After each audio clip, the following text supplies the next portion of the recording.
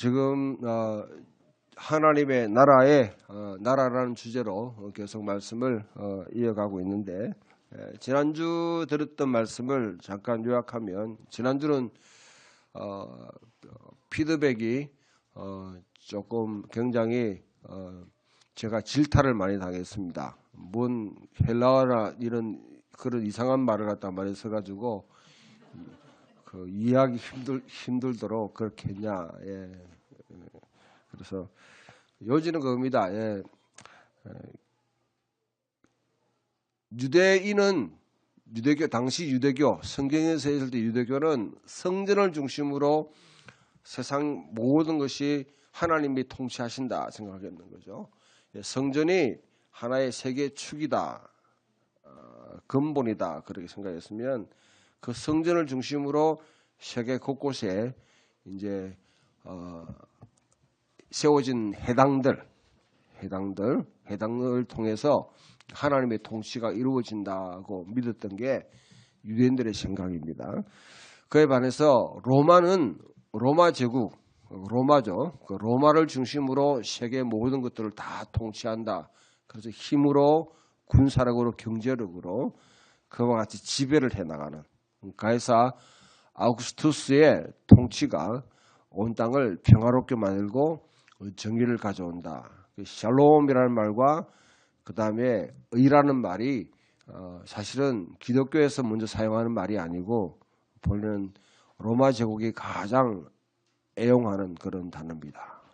아우구스투스가 그 당시 세계의 평화와 그 다음에 정의를 가져다 줬다 하는 겁니다. 그래서 이런 이제 세상에 교회가 쭉 퍼져나갈 때에 교회의 그럼 중심은 어디였냐? 교회의 중심은 예루살렘이냐? 그걸 깨트리는데 여러분 사도행전을 읽어보면 상당한 시간이 걸립니다.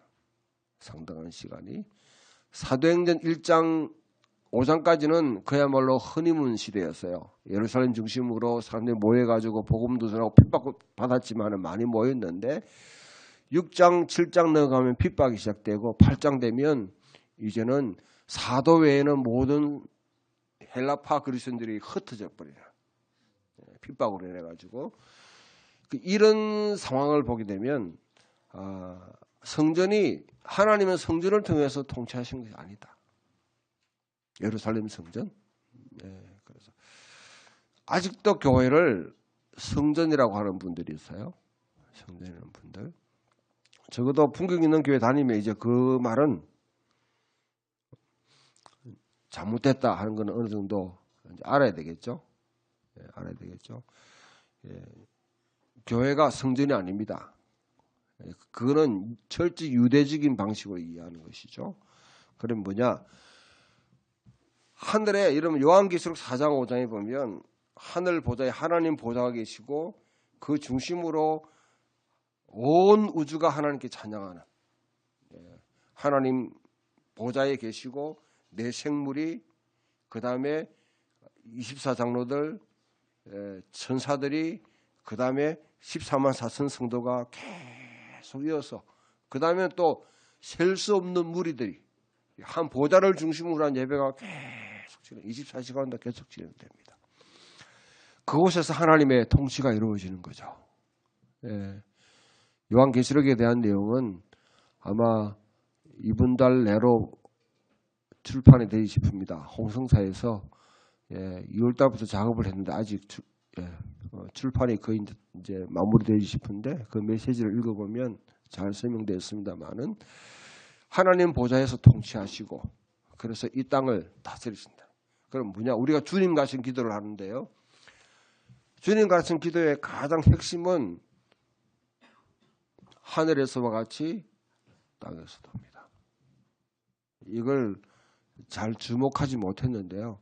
여러분 영어도 그렇고요. 헬라어도 그렇고 딱 문맥 보게 되면 앞에 있는 부분들 나라의 임하옵시며 뜻이 이루어지이다. 그 다음에 하늘에서와 같이 땅에서도. 하늘에서 이루어진 하나님의 통치가 이 땅에 이루어지길 원합니다. 그 땅의 것을 다루기 위해서 우리 일용한 양식을 주옵소서. 우리의 빚을 탕감해 주옵소서. 우리 죄를 사해 달라는 말은 우리 빚진 것을 탕감해 주옵소서. 그다음 우리를 시험에 들게 하지 마시고 악에서 구하옵소서. 그 하늘에서 이루어진 하나님의 통치가 이 땅에서 이루어지길 원합니다. 했을 때 그럼 이 땅에 그 통치는 무엇을 통해서 이루어가는가? 무엇을 통해서 이루어가는가? 예. 그게 중요하죠. 그게 바로 이 땅에 하나님의 통치를 이어가는 하나의 통로가, 하나님의 나라의 통치의 통로가 에클레시아라는 교회입니다. 에클레시아. 지난주 제가 좀 반복해서 말씀드렸습니다만은, 예, 에클레시아는 교회가, 기독교가 맨 처음에 사용했던 용어가 맞다 아니다? 아니다. 그러면 누가 먼저 사용했어요? 이미 헬라 시대 때부터 시빅 어셈블리, 그러니까 시의회죠. 시의회 형태로 곳곳에 다 존재했습니다. 그와 비슷한 하나의 어떤 그 기관이 바로 유대인 회당이에요. 유대인들은 남자 10명만 모이면 거기 하나의 조그만 가장 기초적인 사법권을 가지게 되고 행정적인 조치를 하게 되었습니다. 그 다음에 종교적인, 그래서 교육도 해요. 여러 가지들 다 합니다. 가장 기본 예배를 드리죠. 기도의 시간하고 말씀을 갖다가 연구하죠. 이 종교적인 행동이죠. 이것만 하는 게 아니고요. 유대인 회당은 거기서 가장 기초적인 그 공동체에 속해 있는 사람들의 치리를 하게 됐어요. 그 다음에 행정적인, 결혼해야 될 거 아니에요. 장례가 있지 않습니까?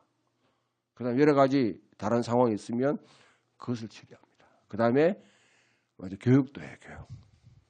예, 유대인 아이들이 자녀들을 교육하는 기관입니다. 그런데 벳 미드라시의 집이다. 그런 게 한 지역 사회에 하나님의 통치가 이루어지는 곳이라고 생각했다면 그와 같은 똑같은 하나의 기관이 뭐냐면 교회예요. 그 교회를 통해서 하나님께서 이 땅을 통치하신다 때, 그러면 이제 이때까지 했던 것을 한번 정리해 봅시다. 예수님 십자가에 죽으시고 부활하셔서 하나님 보좌 우편에 자정하셨습니다. 자정하셔서 하나님 보좌 우편에 자정했다는 건요. 여러분들 이걸 구약으로 돌아가면 다니엘 7장, 다니엘 9장 있는 이 다니엘의 예언들이 성취됐다는 말이에요. 하나님이 이때는 사탄이 이 자리를 이때까지는 자기가 스스로 후드비 킹스, 자기가 이제 왕인 채 하던 그 상태에서 그것을 끄잡아 내리고 예수 그리스도가 왕으로 등극했다 이 말입니다. 사탄의 통치는 죄와 사망의 권세입니다. 죄의 삭선 사망이라. 인간에게 죄를 짓게 만들면 인간은 죄책감을 느끼게 돼요. 이 죄를 어떻게 해결하지? 죄 삭선 사망. 그 말은 사망이 나를 기다리고 있는 거죠. 사망이. 그러니까 이 사망의 문제를 해결하기 위해서 인간은 몸부림치게 되었습니다. 사탄은 그것을 즐기는 거예요. 그것을 통해서 사람을 통제하고 그 다음에 자기 마음대로 이제 제어하는 겁니다. 그 통치해 나가는 방법인데요.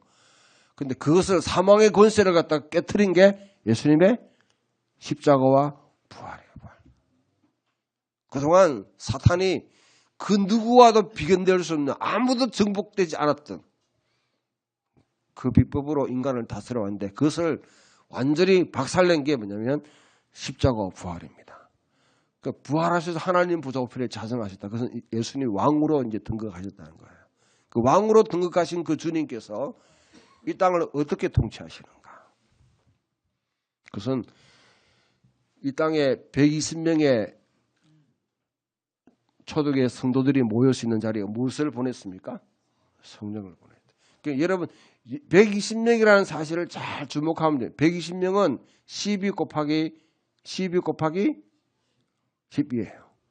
열이라는 숫자는 제가 앞에 이야기했죠. 유대인 해당이 10명 이상이면 기초 단위가 된다 했죠. 그게 12개 기둥들이 세워지는 겁니다. 12개 기둥들이.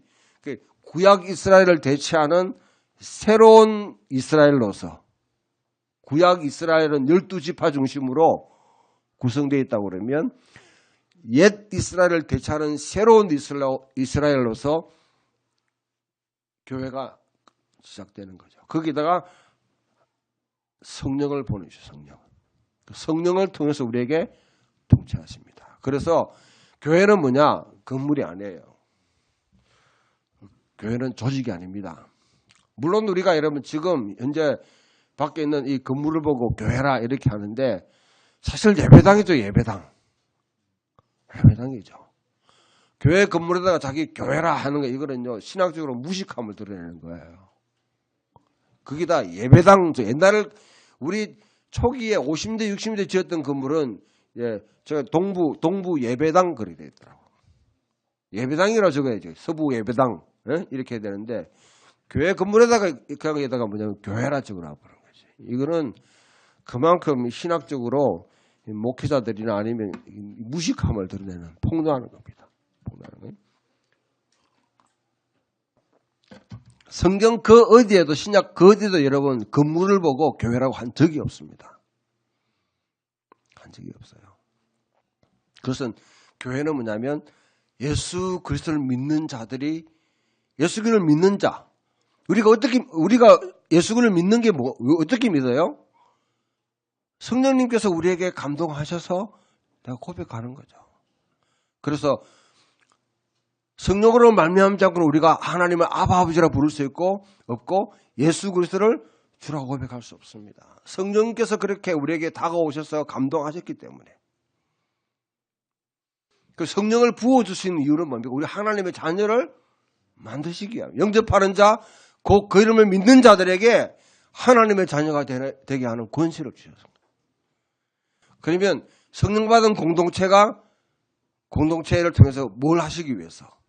하나님이 이제는 그 뜻을 통치하기 위해서.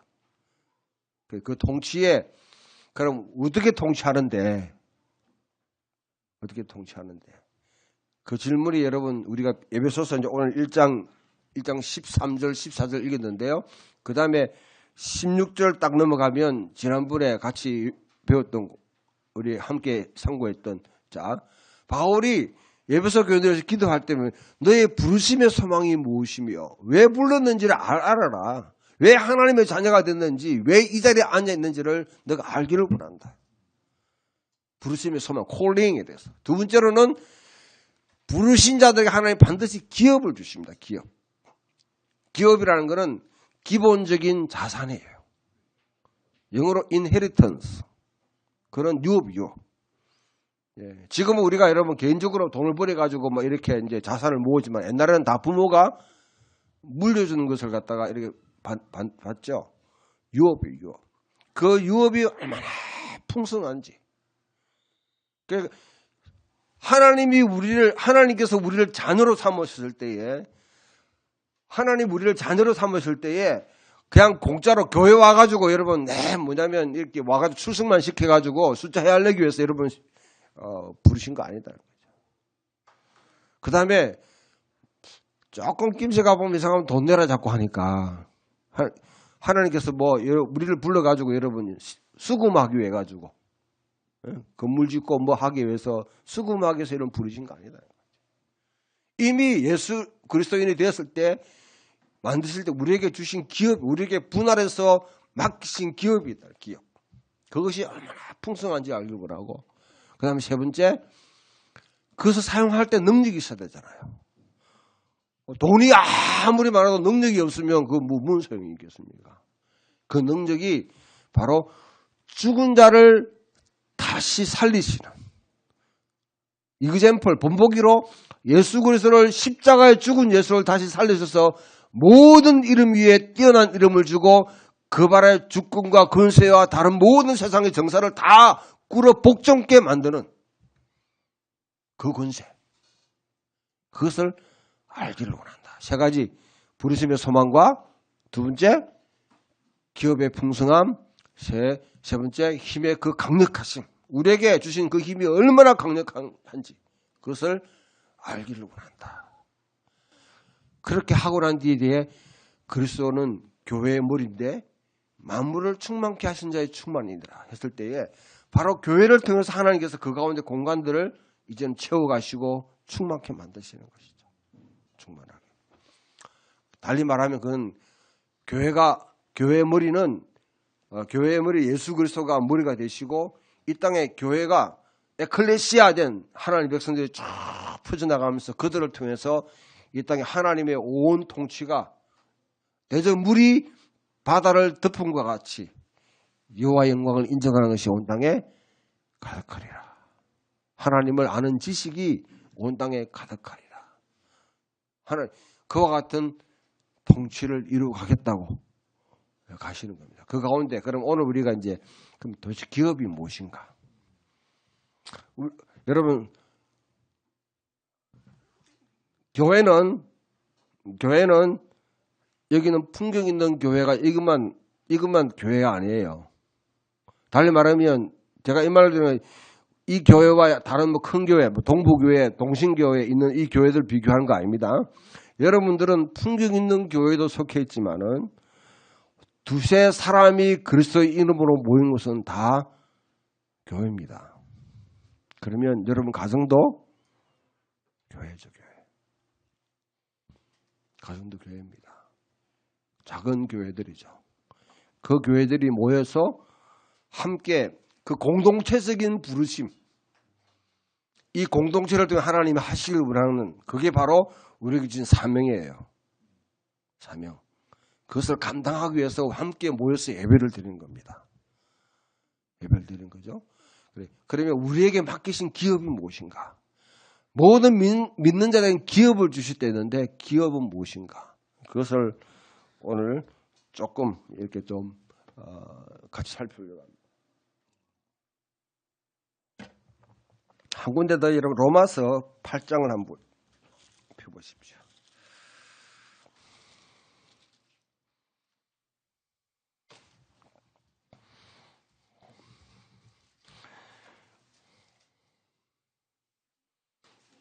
(8장) 14절부터 마지막 절까지 17절까지 한번 읽어봅니다. 예. 로마서 8장 14절부터 17절까지 시작. 무릇 하나님의 영으로 인도함을 받는 사람은 곧 하나님의 아들이라. 너희는 다시 무수하는 종의 영을 받지 아니하고 양자의 영을 받았으므로 우리가 아빠 아버지라고 부르짖느니라.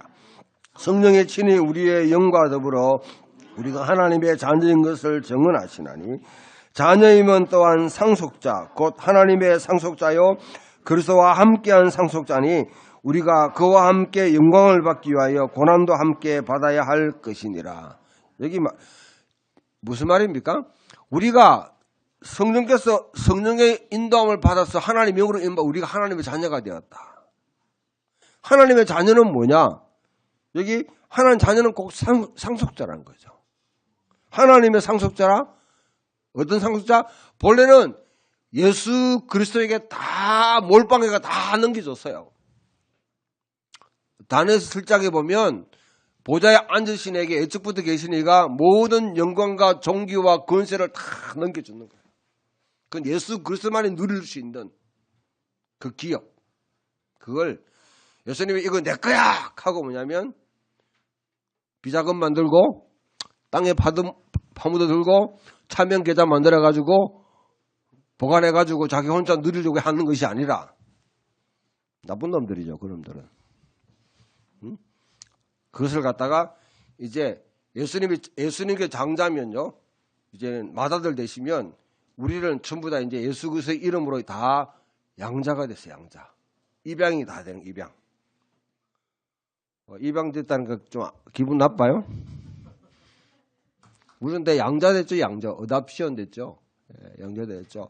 양자 될 때마다 그냥 뭐 예수님 세 불리기 위해 가지고 숫자 잡아넣기 위해 한 사람 한 사람 불리기 위해서 그냥 숫자만 잡아넣는 게 아니라 우리에게 양자가 되면서 기업을 다 혼자 가지고 있던 그 기업을 분할해 주는 거죠. 다 분할해 주는 거죠. 그럼 그런 분할된 기업이 뭐냐는 거죠. 여러분 하나님께로부터 뭘 받았습니까? 제일 쉽게 나오는 게 여러분 구원 받았다. 하나님은 구원만 주세요. 시분도 주세요. 예? 구원으로 다 퉁칠라 하지 말고, 예, 구원이 뭐라는 걸 갖다 여러분 구체적으로 표현해 봐요. 그 죽으면 천국 간다? 물론, 예, 저도 인정합니다. 그러나 1세기 당시 유대인들은 그런 생각, 그런 개념 자체가 없어요. 성경과 너무 낯선 개념입니다. 뒤에 발전된 하나의 뭐냐면 구원의 개념이에요, 그게. 그러면 도대체 예수님께서 그와 같이 말씀하실 때에 그 구원이란 뭡니까? 막연하고 그냥 보이지 않는, 아니면 미래에 그냥 일어날 걸로 계속 미뤄두지 말고 현실 속에서 우리가 누리고 만질 수 있는 구원이 뭐냐, 우리가 경험할 수 있는 구원이 뭐냐는 거예요. 구원, 그 기업은 사실은 첫 번째 보면 여기 사람들입니다. 사람들. 하나님의 사람이에요. 예. 여러분들 자 성경을 한번 찾아봅시다. 우리 남자들은요, 구약에서 어떻게 표현하는가 그렇게 중요한데요.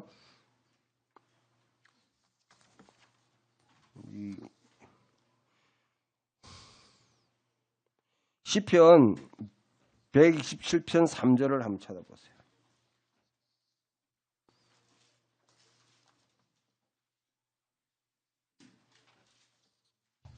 네, 그 다음에 여성들은요, 우리 자매님들은 시편 33편 12절. 33편 12절.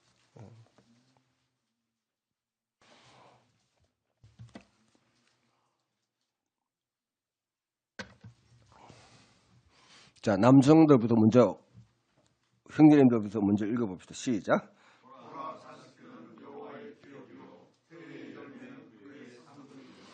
네, 자식은 여호와의 주신 기업이다. 기업이다. 그 다음에 우리 자매님들 시작.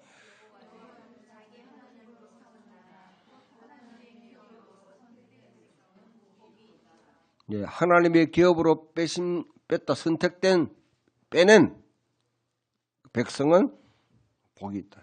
바로 하나님의 백성이죠. 하나님의 백성. 하나님 나라의 기업은 1차적으로는 예수 믿는 사람입니다. 사람. 네. 이걸 뒤에 이제 다 신약 다 정리해 보면요. 예, 1차적으로는 사람이에요, 사람. 왜냐하면 자 보세요. 이 기업의 문제를 다룰 때 가장 먼저 주목해야 될 사람이 아브라함입니다. 아브라함을 하나님 갈대아우를 불러내어서 갈대아 우르에서 불러냈다 할 때 갈대아 우르라는 곳이 어디냐면 지금 그 당시 가장 세계에서 가장 최고의 나라, 그러니까 고대 바빌로니아 제국입니다. 고대 바빌로니아 제국, 니므롯이라는 사람이 세웠던 고대 바빌로니아 제국의 그 수도에서 전설에 하면 자기 아버지가 우상을 만든 사람이었어요. 지금은 여러분 뭐 비석 만들고 우상 만들면 뭐 우리 좀 이렇게 좀 별로 안 좋게 보지만은, 그러나 고대 사회는 정치, 경제, 사회, 종교가 다 서로 연결되었습니다. 그래서 embedded 됐다, 내재되어 있다는 것이, 내장되어 있다는 것이 서로 엮여 있는 사회입니다. 그러니 종교적으로 그와 같이 관여한다는 것은 상당한 사회적 어느 정도의 엘리트에 있는 거예요. 그 사회에서. 거기 있는 아브라함에게 나오라는 것이에요. 나오. 그거는요, 엄청난 자기 희생과 자기 포기를 요구하는 겁니다. 하나님이 우리에게 요구하는 건요, 레디컬이에요. 레디컬합니다. 레디컬이라는 말은 뿌리를 뽑는 거예요, 뿌리를. 그냥 여러분 그냥 아이고 좋은 기지 뭐 그런 식으로 1+1으로 이것도 하고 저것도 하면 좋나. 하나님은 그런 거 원치 않습니다. 하려면 단호하게 아래 뿌리를 뽑듯이 딱 결정을 하기를 원하는 거죠. 어중중하면요, 그거는 어중중하게 생활할 수밖에 없어요. 예. 그와 같이 딱 하고 난 뒤에 내가 내게 지시하는 땅을 가라 하고 난 뒤에 그 가나안 땅을 주실 때에, 자, 약속이 가나안 땅 전에 네 후손으로 하여금 바다의 모래와 같이 그 다음에 하늘의 별과 같이 많게 하겠다. 그 후손이에요. 하나님께서 아브라함에게 후손을 줄 때 얼마나 예를 달굽니까? 거기서 하나님하고 아브라함 사이에 엄청난 하나의, 여러분, 이 씨름하는 시간이 있습니다. 네고시에이션 하는 거죠. 아브라함이 그 유업을 갖다가 자기 유업을 이어받을 자를 갖다가 찾기 위해 가지고 때로는 하가를 사용해 가지고 어떻게 합니까? 이스마엘을 낳죠. 실컷 나오니까 아이라는 거죠. 놓기 전에 이야기하지.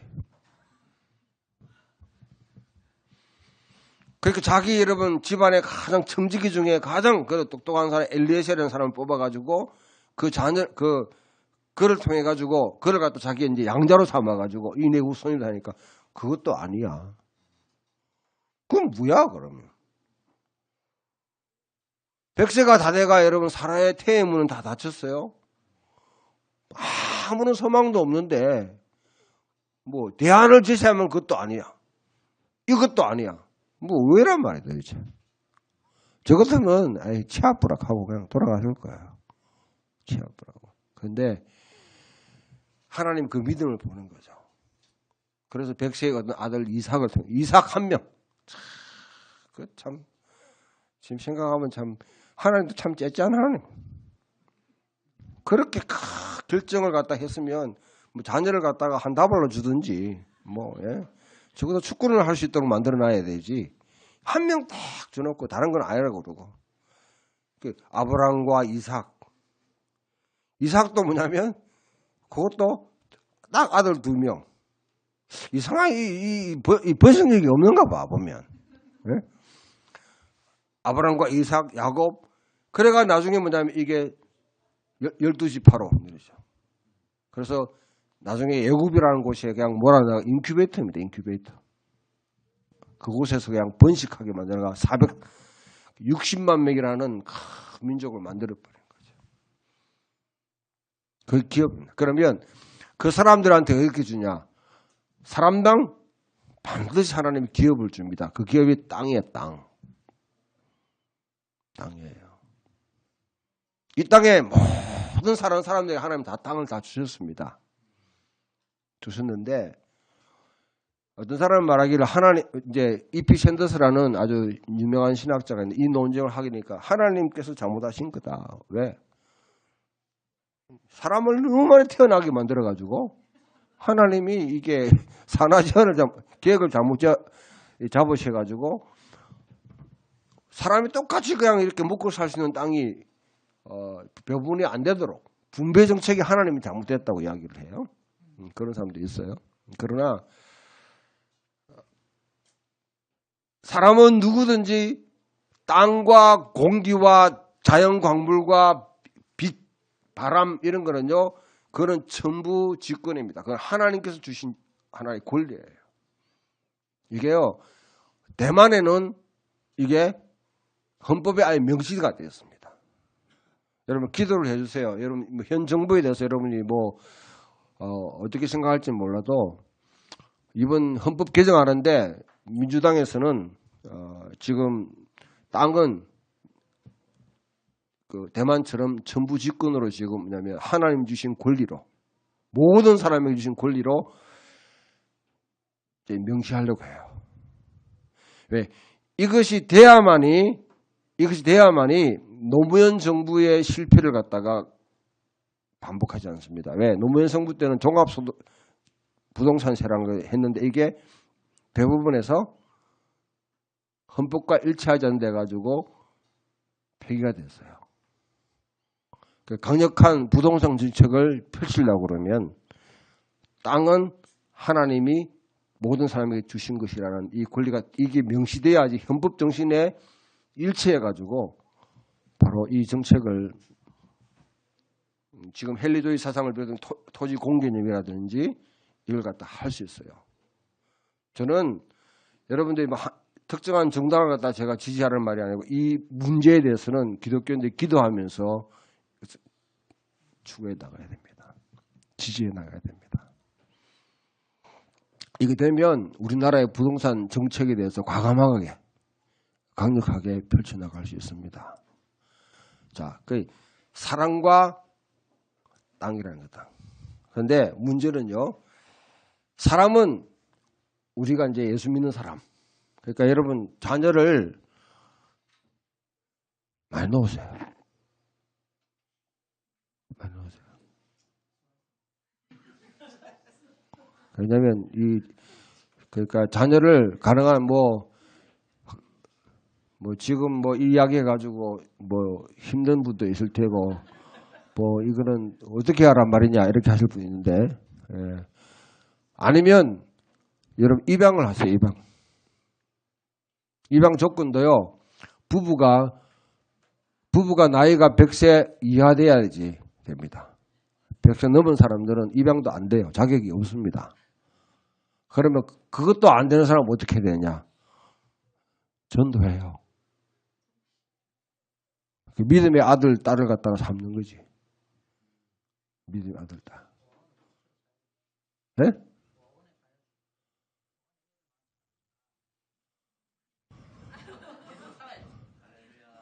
할렐루야. 예, 그 믿음으로 삽시다.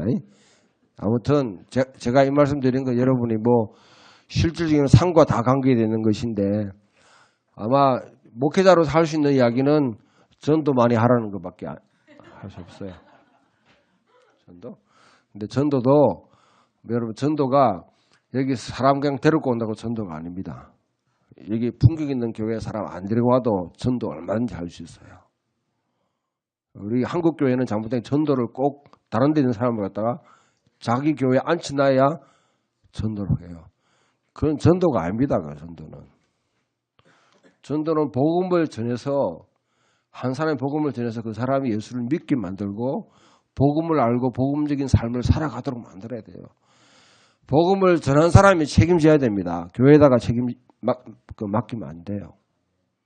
애 넣어놓고 뭐냐면 전부 다 고운 다 양로원 보내고 뭐냐면, 그렇게 하면 그건 좋은 엄마입니까? 안 좋은 엄마입니까? 나쁜 엄마지. 예. 그 전도를 지가 양육할 만큼만 전도해야 되지.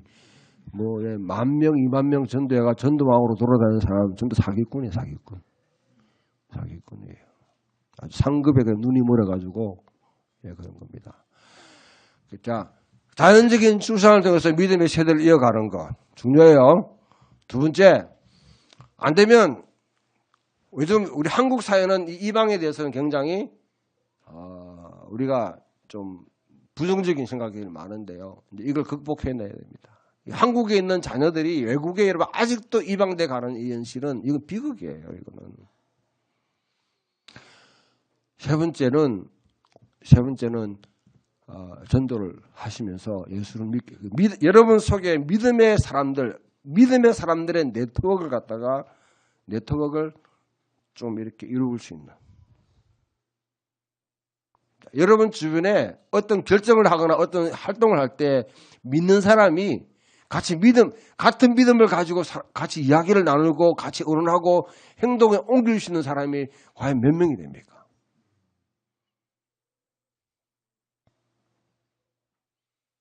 그 사람들이 필요한, 그게 바로 기업이에요, 기업. 가정이 같이 모여서 믿음 가운데 기도하며 결정하면 바로 그 에클레시아입니다. 작은 교회로서 활동하는. 그 다음에 여러분 다른 성경 공부 모임이나 아니면 선교단체의 어떤 그런 모임들 모여서 같이 기도하고 같이 모이고 결정하는 것도 그것도 교회예요. 에클레시아로서 역할을 하는 겁니다. 그런 기초적인 모임들이 쫙 이 땅에 이렇게 퍼지게 되면 바로 그것을 통해 하나님의 통치가 이루어지는 거죠. 통치가 이루어지는 거죠. 그 기본적인 기업으로 사람이라 생각. 두 번째로는 여러분 기업하게 되면 땅 하게 되면 이제 골치 아파지는 거예요. 이게. 현실적으로 지금 현실적으로 이게 우리가 맞지가 않잖아요. 그러니까 전부 다 스피리추얼리제이션, 영성화 시켜버려요.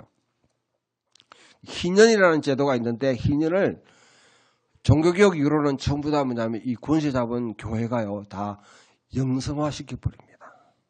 영성화. 지금은 다시 희년을 사회화 시켜야 돼요.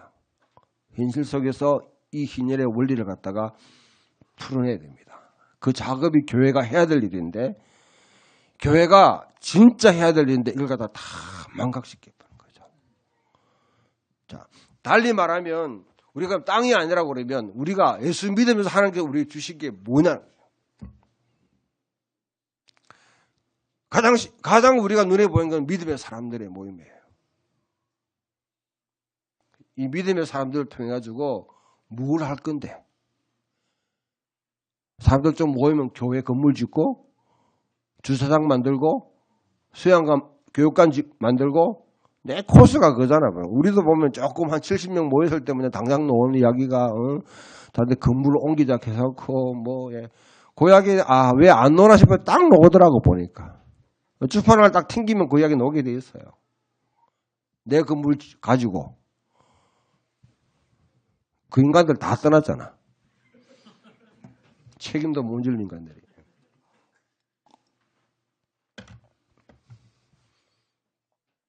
그러니까 교회는 건물 짓고 그렇게 하는 거 아닙니다. 그런 데서 돈 소비하는 거 아닙니다.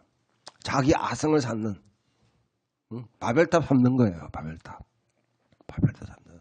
거기에 성도라는 이름으로 여러분 동조하지 마십시오. 더 이상 동조하지 마시고 하나님의 사람들이 모여서 건물 짓고 여러분 뭐 자사고 누구 명예를 갖다 높이기 위해서 목사라는 이름은요 이름 석자를 땅에 묻고 살아야 될 사람들이에요. 예수 믿는 사람도 마찬가지입니다. 여러분 우리가 소금과 빛이죠. 이 도란노가 뭐냐면 이게 빛과 소금으로 만들어놔가지고 처음에 빛내려고 작정하고 그냥 그러다가 이 교회 한국 교회가 빛만 다치게 돼서. 성경 보면 빛과 소금이 본래 소금과 빛이에요. 이 순수를 뒤바꿔놨는 거야. 오늘이 뭐냐면 이 신학이 뭔지를 그대로 보여주는 거예요. 자, 여러분 빛과 소금은 소금이 맛을 내는 역할을 하면 이게 없어져야 됩니까? 그대로 소금 그대로 있어야 됩니까? 사라져야지. 녹아져야지. 바로 예수 믿는 사람은 그겁니다. 예수 믿는 사람들 기독교 단체 해가지고 여러분 존재해가지고 덩덩거리면 그거는 아직 안 녹은 거예요. 그게 소금 덩어리예요. 소금 덩어리. 소금산에서 뭐 농사 못 지어요. 빛은 여러분 빛은 사라지게 되었습니다. 빛은 사라지게 되었어요. 참빛은 사라지는데 안 사라지는 빛이 이런 인공적인 빛이다. 진짜 빛은 다 싫어하잖아. 뭐 자외선, 광해선 뭐 들어온다고 해가지고. 가짜 빛 비춰놓고 뭐냐면 그냥 빛이라고 이렇게 하고 있잖아요. 본래 그 빛이 뭐냐면 여러분 촛불이 촛불. 고대 사이에. 촛불은요, 태워져서 없어져야 돼. 그래 빛을 발하게 됐어요. 근데 교회 자체가 여러분 영구적으로 살아요. 100년 된 교회 부끄러운 줄 알아야 돼요. 역사가 오래됐다는 그건 여러분 좋은 게 아니고 사실은 부끄러운 줄 알아야 돼요. 100년만큼의 내공이 있든지 유산이 있든지 그만큼 영향력을 주든지 역사만 진하게 오래됐다가 그 자체가 성경에 여러분 기록된 교회가 지금 남아 있습니까? 없습니까? 있어요? 없어요? 없어요. 하나도 없어요. 지금 여러분 저기 어디고 뭐 터키나 가보면 전부 다 유물로 다 남아있고요. 그것도 비잔틴 시대 때 만들었던 교회들이지 1세기당 성경에 있는 교회들이 아닙니다. 교회는 사라지는 게 목적이에요. 영원히 존재하는 것 아닙니다. 불안하지 이러니까 교회가 언제 쓸지. 없어지기 위해서 존재하는 것이 교회입니다. 교회. 그래야 빛과 소금이 되는 빛과 소금. 소금과 빛이 되는 소금과 빛이. 이런 조업이 이 믿는 우리들을 통해서 하나님 주신 기본 자산으로 주신 것들이 뭐냐? 기본 자산. 자, 우리가 굳이 땅이라는 말을 갖다 사용하지 않더라도 하나님 우리에게 주신 달란트들이 있잖아요. 재능들. 하나님께서 우리에게 주신 능력들이 있습니다. 인적 자원들도 있습니다. 또 노골적으로 말하면 재물도 있어요. 그걸 무엇을 위해서 사용하느냐? 무엇을 위해서. 기존 교회들이 우리가 교회가 돼가지고 여러분 이 교회 자산을 가지고 무엇을 위해서 사용하느냐 무엇을. 그게 중요합니다. 그게 하나님 나라를 위해서 사용하는 것인지 아니면 인간적인 아니면 우리끼리 잘 먹고 잘 살기 위해서 사용하는 것인지 목적이 분명해야 되는 거죠. 하나님 나라를 세워가는 목회자들을 위해서 여러분들이 이 가운데 사례비를 주는 거 감사하게 생각합니다. 능력이나 많으면 그냥 자비랑 해가지고 여러분 재정적인 부담을 갖다가 안 주면 좋은데 뭐 능력이 없어가지고 할 수 없어요. 없어요. 그러나 그것조차도 하나님 나라를 위해서 일할 수 있는 일꾼들을 세워간다. 후원한다. 생각하시면 저는 그게 의미가 있는 것 같아요. 물론 목회자들이 하나님 나라를 위해서 하나요. 지 그냥 잘 살고 잘 살기 위해서 하는 건 나쁜 놈들이지. 다 도둑놈들이죠. 자기 영광을 위해 가지고 추구하게 되면 그거는 하나님 앞에 가서 혼날 사람들이죠. 그 외에 여러분 선교사들이나 아는 교회들이나 아는 다른 분들을 위해서 하나님 나라를 세워가기 위해서 우리가 일을 갖다가 그렇게 있는 재정도 홀로 보내는 겁니다. 홀로 보내는 거. 우리에게 주어진 기업이 사실 그러나 우리가 이 보이지 않는 것 외에도요. 우리가 지금 상상할 수 없는 그 엄청난 하나님의 그 영광의 풍성한 기업이 있다고 했어요. 교회가 할 수 있는 이 땅에 할 수 있는 일이 세상과 똑같이 하면 건물 짓고 여러분 뭐 터널 피고 이런 거 하게 되면 우리는 어렵죠. 그러나 유형자산만 있는 게 아니고 무형자산도 있습니다.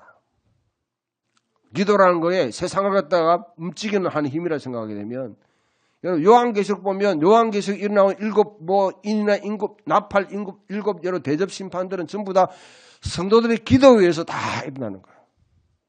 그게 하나님의 나라를 이루어가는 하나의 무대거든요. 성도의 기도가 그냥 단순한 기도가 하나님의 세상을 움직이가는 하나의 원동력이 될 수 있다. 이것도 세상이 가질 수 없는 동력이죠. 제가 뭐 여러분 이런 말에 죄송합니다만은 작년 2년 전만 해도 여러분 지금 뭐 그 총선하고 그럴 때면 우리 한국 사회는 저는 암울했어요. 저는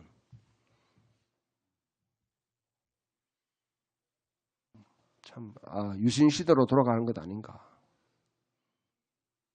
이 나라가 다시 이제 유신 시대로 돌아가겠구나. 절망적이었습니다.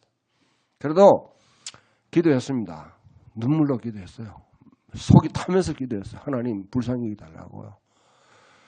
지금 여러분 민주당이 여러분 지금 뭐 현 정부가 정권을 잡은 게 이게 자기들 잘나서 그런가요? 아니에요. 이게 생각도 못한 일들이 막 벌어지는 거야. 생각도 못한 일들이. 난 그걸 보면서 이거는 하나님이 하셨다. 오늘 여러분 지금 앞으로 어떻게 될지 모르지만은 지금 여러분 남북의 지금 통일 문제를 두고 이제 남북 정상회담, 미국 북미 정상회담 이끌어가는 이 과정을 이걸 누가 상상할 수 있겠어요? 북한 문제에 정통한 사람들도 사실은 이렇게 빨리 이런 시기가 올 줄은 상상도 못했어요. 이게 정말 보이지 않는 손이 이 나라 가운데 역사했기 때문에 가능한 거죠. 3월 1일 날 있었던 서울 도심 청년 수련회에서 제가 강의를 하면서 질문 들어갈 때 뭐 교회는 영원한 야당이 된다니까 어떤 사람이 팔딱 뛰면서 지금 문재인 정부 잘하고 있는데 교회가 야당되면 어떻게 하느냐. 야당 가운데 여러분 정의당도 있잖아요. 정의당. 제가 이야기했어요.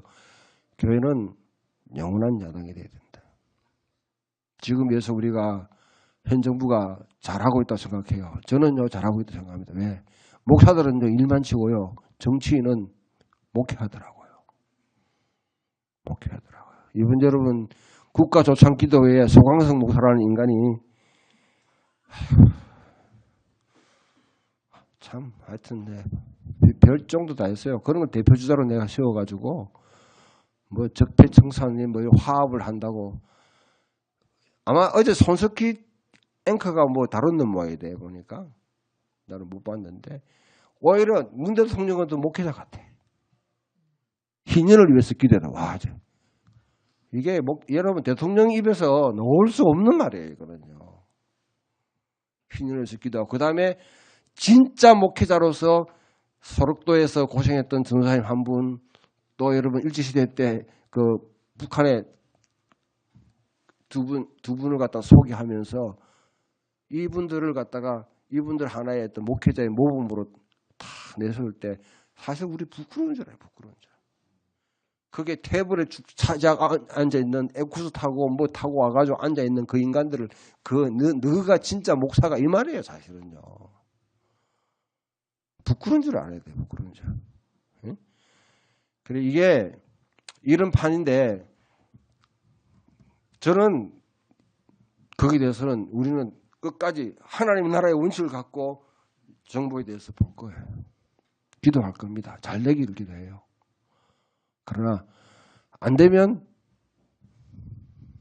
또 믿음의 눈으로 연자적인 호통을 쳐야 되죠. 정당으로 지지하는 건 아닙니다. 지켜봐야 돼요. 그러나 so far so good 지금까지는 좋았습니다. 그렇다고 영원히 좋다고는 할 수 없죠.